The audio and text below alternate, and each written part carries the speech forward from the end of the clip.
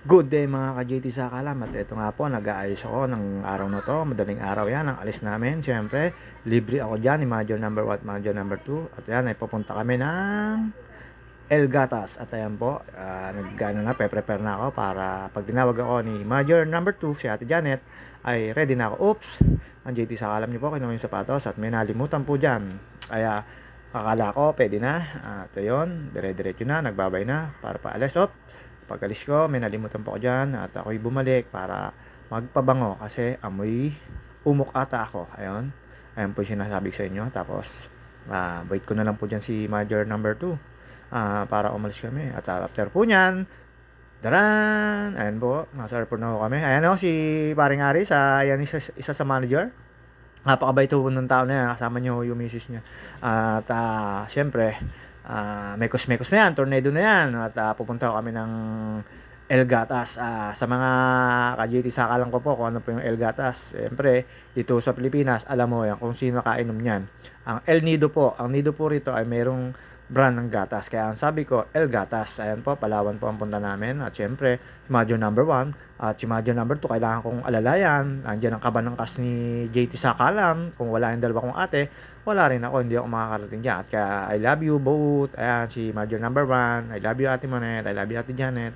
Kasi, siyempre, kailangan sumipsip. At ayan, kasama namin si Juday, si Caleb, si Beo Dahod, si Parang Ares, si Jen, si Ate Monet, si Ate Janet, at tatlo kong pamangkin na napakabait, si Troy, si Anton, at si Carmichael Usi na hindi tulog simula Puerto Princesa hanggang El Nido, tulog po siya. At ayan, si Troy po, kita niyo po yan si Troy, dire-diretso lang po kami yan. At niyayaan ko na po silang pumasok. At si paring Aris ay kumuha ng postcard para sa mga dala-dala nila. Siyempre, ang GT sa alam niyo po, pakaway-kaway lang kasi hinatid kami dyan ni asawa ni Caleb at ni tatay ni Caleb. Ayan, kumakaway si Ate Monet at si Anton. Ayan si Major number 2, naka-stripe, papunta raw siya ng ibang bansa. At ayan si Juday. At ayan si Major number 2, inaayos yung bagahe, parang hindi na babalik ng Laguna. At ayan po, nagme-mekos-mekos na kami dyan, tornado na yan. At syempre po, hindi naman maring hindi papakita ang bida. At ayan po si Major number 2, ayan, kasama si Caleb. Ayan yun na po kami, pumasok sa loob. At syempre, magpapakiskan ho kami ng ticket dyan. At kailangan namin magpa-scan ng ticket para kami makapasok ng airport. At ayan po sa entrance, titignan na po yung ticket sa inyo para makapasok kayo. Hindi naman po kailangan ng passport kasi domestic lang po kami. Titignan lang po yung ID nyo, yung ticket nyo, kung talaga mayroon kayong book na papuntang airplane. At ayan po, mekos-mekos na yan. Nauna ako, syempre, lagi ako excited. Ikaw ba naman ang pupunta ng El Gatas? At ayan, kakaway uli yan, si Major number 1.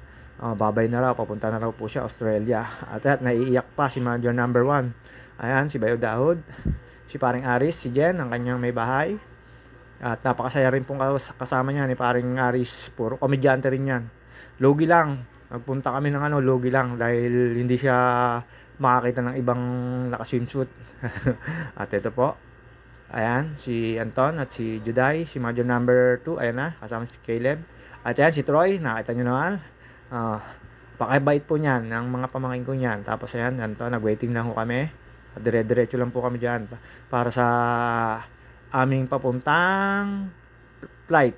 At ayan po, hindi naman po kami napaaga niya kasi madaling araw nandiyan na kami, pero sobrang aga lang ho namin dyan na nakarating, kaya kami nagantay-antay lang. Tapos nung tinawag na kami at nakita na yung flight, ayan, dire-diretso na kami sa conveyor. At syempre, feeling ng GT sa kalan, akala mo aalis, nagpa-conveyor ng mga dalang bag. Kailangan yan bago ako pumasok papuntang aeroplano. Tinawag na ho kami dyan kasi nandiyan na yung flight namin. Siguro nagantayo kami mga 2 oras bago yung flight namin. At nagtanong-tanong kami kung kami na nga ba. At ayan, mekos-mekos na yan. Nung sinabi sa akin nung nandyan, "Sir, itulak nyo po hanggang doon." Siyempre, binaba ko yung bag na yan at saka yung isang bag na yan. Tapos may dala pa ako isang bag dyan ni Ate Janet. Ayan. Tapos sabi sa akin ng guard dyan, bawal daw po, kaya inalis ko agad. At yan, mekos-mekos na, dala ko na yung bag ni Ate Janet. Nag-aantay na kami dyan mga ilang oras. Inantay na namin. Tapos tinawag na mo yung flight namin, kaya dire-diretso na mo kami.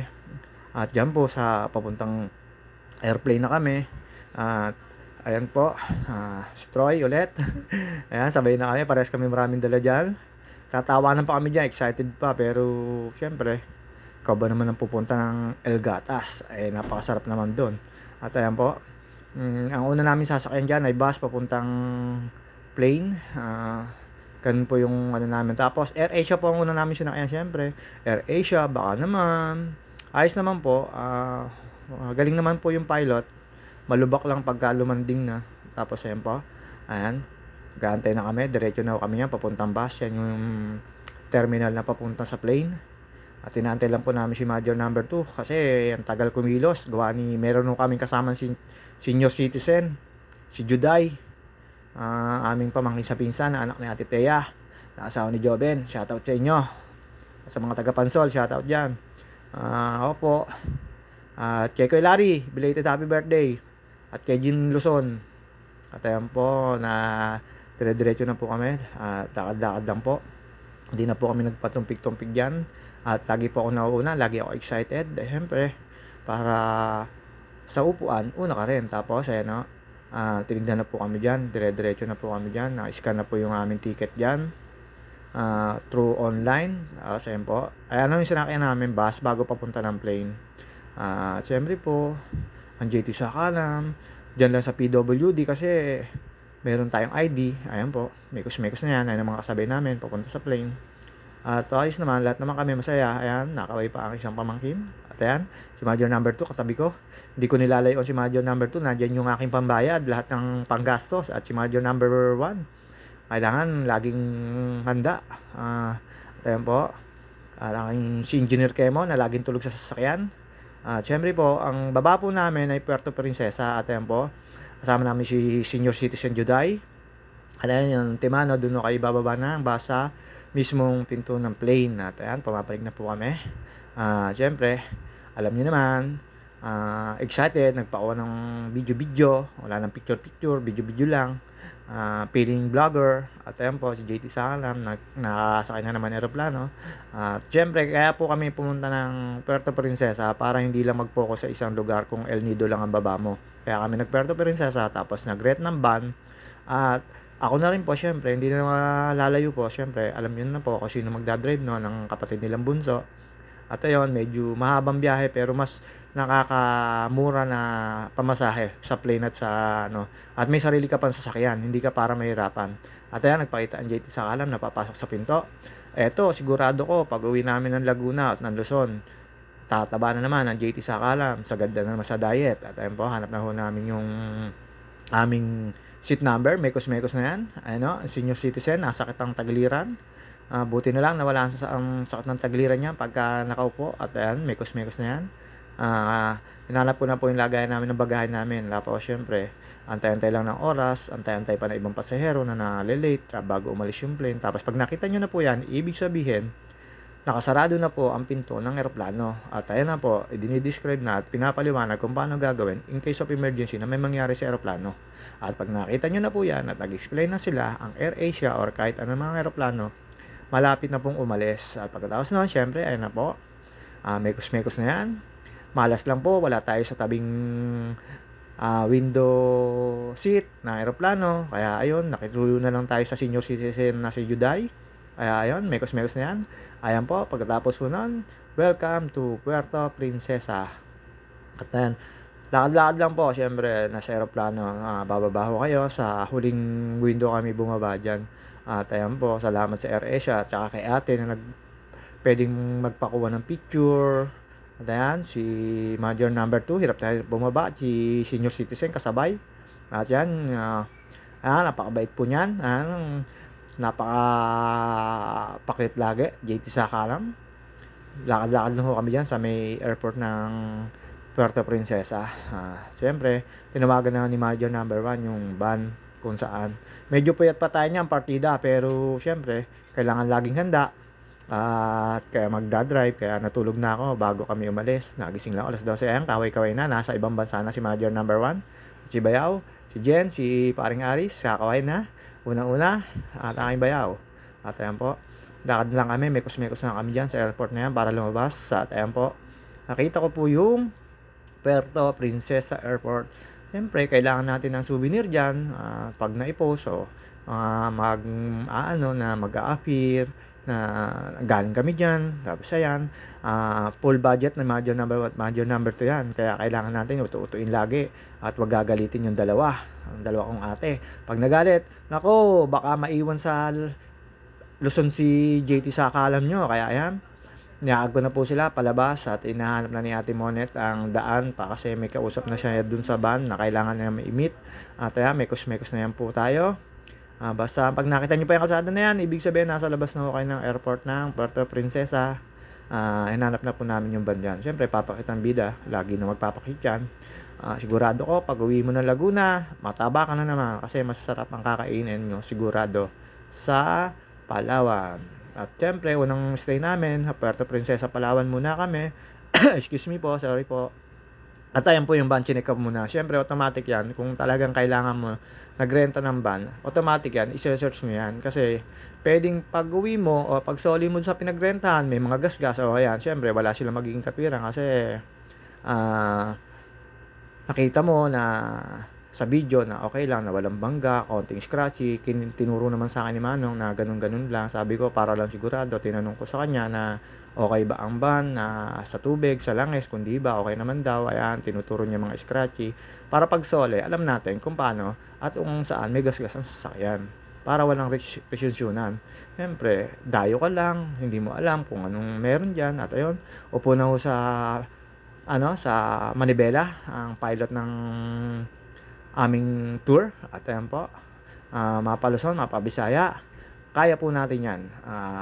Kahit siya po basta dito lang po sa Pilipinas. At ayan po, dahan-dahan na kami lumabas niyan ng parking para harapin at saan kami pupunta. Ang una po namin ginawa dyan ay pumunta kami ng Crocodile Farm at kumain po dun sa yung pwedeng sign language. Ano ba yun? Kain ito. Ayun. Di ko na alam kung anong restaurant yun. Nalilito na ako. Kahapon no, syempre. Yung mga kinainan namin dyan sa Puerto Princesa. Tapos, dire-diretso lang. Napakalinis po ng Puerto Princesa. Napakasarap po dito sa Palawan. Kahit saan lugar o napakalinis. Hindi ho kayo nakakahiya magtapon na yan. Overtake lang. Kapa-kapa lang ng kalsada. Kapa-kapa ng mga enforcer. Kung ano bang meron, ganun ba kahigpit. Diyan, binaba ko yung driver na yan. Kaya tumabi ako. Gamit lahat ng ng skill sa pagmamaneho, JT sa alam. Kasi syempre nasa ibang lugar ka. Hindi natin alam kung anong meron dun sa munisipyo na yon, kung anong ordinansa. At after po noon, syempre, narating na po namin yung Cathedral ng Puerto Princesa. Ang sabi ni Major number 1 at Major number 2, simbahan muna. At magpasalamat kami sa nasa taas. Ayun ay si Papa Jesus. Sabi ko, sige ate, hanapin na lang natin. Gamit muna ng Waze. Siyempre, bago ka pa lang sa lugar, kailangan mo rin mag-Waze. Nung nalaman ko na, okay na. Basta pagkatapos namin dyan, may mga history dyan na pinuntahan namin na marami raw pinatay at doon sinunog sa lugar na yon. Nasa harap lang po ng simbahan na yan, yung cathedral na yan. Ay Puerto Princesa Cathedral. Pagkatapos po namin dyan, pinuntahan namin yung may history na sinasabi doon ng mga taga Puerto Princesa at ayan po yun. Ayan, sinasabi nila na dyan po yung mayroong pinatay, maraming pinatay at ayan po yung pinagsunugan sa kaliwa. Dyan po, after po nyan, naganap na ho kami ng kakainan namin. At yun po yung sinasabi ko kanina, kinainan namin ay sikat po. May mga crew ho sila na hindi ho nakakarinig at hindi nakakapagsalita. Alam nyo na po kung ano po yung ibig ko sabihin. Siyempre, ayoko po makakasakit ng ibang tao. Basta ho yun, sign language lang po yung iba minsan. Kaya, meron po sila dung karatula na for sign. Kailangan mo rin tignan para isign sa mga ibang crew ng restaurant na yun. At ayan po yung sinasabi ko sa inyo. Kapakapaho ng kalsada, dahan-dahan pa ang chiti sa alam. Gawa ng hindi natin alam kung anong rules ng traffic dito. Kaya sway lang, takbong sakto lang. At ayan po yung sinasabi kong kainan na magsasign ka kasi mayroong mga crew na hindi talaga nagsasalita at na gaan lang puro sign. Tapos ayun, after po nun, dumiretso na ho kami ng Crocodile Farm. Diyan, medyo hindi ko na po kinakapayan kasi alam ko naman na maayos naman at hindi naman nagkalat ang enforcer at mababait naman. Susunod ka lang sa traffic light. Tapos yung kaliwa po yan, papunta na po yan ng Crocodile Farm. At yan po yung sinasabi ko. Medyo hindi na po ako nakakapa dyan at medyo alam ko na po yung kalsadahan. Siyempre, base yan sa mga experience, sa malalayong pagdadrive ko. Hindi lang naman kasi ako first time na dumarive sa ibang lugar. Marami na akong beses, kaya lang siyempre may mga ibang lugar na kailangan natin kapain muna yung kalsada. Ang pinakamahirap lang po diyan yung mga nakamotor, singit dito, singit doon, nasa gitna. Yan ang ano sa Puerto Princesa sa Palawan. At after po noon, ayan na po, diyan, bayad po ng 40 pesos ang mga person. At salamat sa sponsor ng ano, ng unang pagkain at ang bayad diyan. Napakabait itong si Paring Aris na talagang ganun ho ka bait ho yan. Hindi ho yan yung ano, mahirap kausapin. Talagang laging parang si Fernando po Jr. yan. Talaga namang nagpapagulpi muna sa una yan. Ganun kabait yan. Kaklose ko rin yan, Paring Aris. At ayan po, mekos-mekos na yan. At after po nun, punta kami sa waiting area at inaantay namin na kami tawagin. At ayan po, Crocodile Farm. At yung sinasabi ko sa inyo, makikita ko namin dyan yung mga buhaya. Mamaya may mga maliliit. Tapos i-explain sa amin kung ano. At ayan po, tinawag na po kami. Eto na, welcome to the lobby. Ayan po yung magiging tour guide namin dyan sa loob. Yung babae na yan. Si ma'am. Tapos nyan, syempre, ayun yung mga buhaya na matay dyan na nilagay na ano. Pati yan nasa tagiliran na brown na yan. Yan yung balat nung nandyan sa harap na yan. Yan ang papaliwanag sa amin yan na ganon na itong buhaya na to, si ganon, si ganyan. Hindi ko naman naintindihan, syempre. Hindi naman ako, basta nanonood lang ako. Tapos siya may mga naka-preserve na pagong. Tapos ayan, pinapaliwanagan namin ni ate about dyan sa mga history dyan, ng mga, ang tawag dito, mga buhaya. At after po nyan, dire-diretso ho kami. Makikita nyo na may mga palaki at pabuhay nilang crocodile na maliliit. Dyan sa, ano nila, ayan. And po sinasabi ko, lahat po yan, lahat sa inyo marami. Pagkatapos po daw yan, di ko alam kung inaalpasan sa wild o inaano pa ho nila, pinapalaki. Tapos after po nyan, eto na po yung mga nanay, napakalalaki ho nyan, sobra. Hindi lang ho naggagalaw yan. Ayan po, ayan, gumalaw yung isa. Sobra ho laki niya, akala nyo lang maliit yan. Kasi hindi ko naman sinusum at ang hirap pong mag-zoom ng camera. At kasi na ano sa araw, medyo nagiging blurred. At ayan po, after po dyan, nagpakuha po ako dyan ng picture, bayad 60 pesos, paglabas nyo nababayaran. Ayun yung sinasabi ko sa inyo mga maliliit